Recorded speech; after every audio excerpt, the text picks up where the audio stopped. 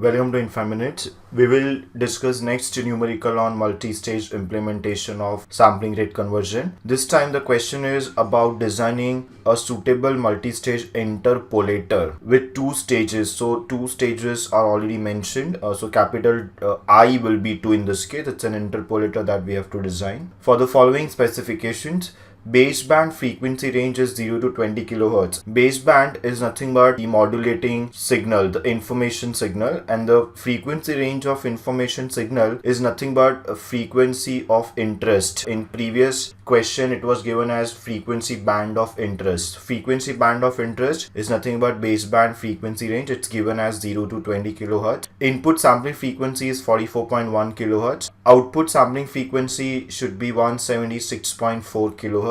So this will give us the value of capital I, which is not directly given to us. Two stages means we have to implement interpolator in stage 1 and stage 2. But what should be the individual values of interpolator factors will depend upon what is the overall I that we will get from input and output sampling frequencies. Passband and stopband ripples are again given in dB. So if you have to remember the formula of converting them to the normal values of delta P and delta S. Stopband edge frequency is 22.05 kilohertz. So with this, let us see how to design multi-stage interpolator this time. Most of the things will be similar. F0 is the sampling frequency at the 0th stage. That means right at the input is equal to the Fs, the original sampling frequency, which is 44.1 kilohertz. The value of I they have not given, but I can calculate I as output sampling frequency upon input sampling frequency. So that is 176.4 upon 44.1.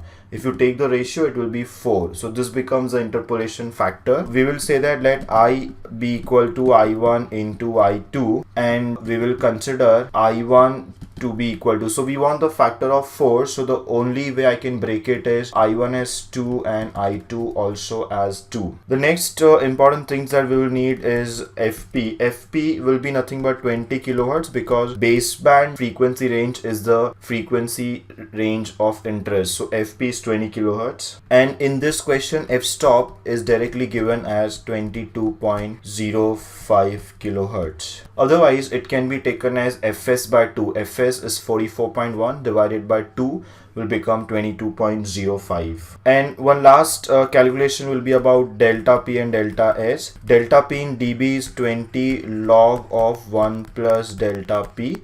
In this case, delta P is given as 0.05 dB. So when it is 0.05, it's equal to 20 log of 1 plus delta P. So like we had done it in previous case, one can solve for delta P. Divide by 20 first on the left hand side, then take anti-log, this is log to the base 10, and then subtract 1. This will give you delta P approximately equal to 5.77 into 10 raised to minus 3. For delta S in dB is nothing but 20 log of delta S. We don't add any 1 here. But remember, stopband ripple is always ripple attenuation. So we always put minus sign. This means it's 50 equal to minus 20 log of delta S. This will further give me log of delta S equal to minus 50 by 20, which will be minus 2.5. So delta S will become anti-log of minus 2.5 will be 10 raised to minus 2.5.